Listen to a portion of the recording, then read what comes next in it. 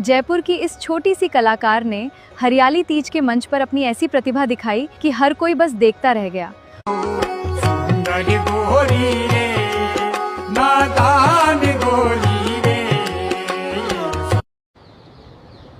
Talent उम्र नहीं देखता, बस उसे पहचानने वाला हौसला चाहिए।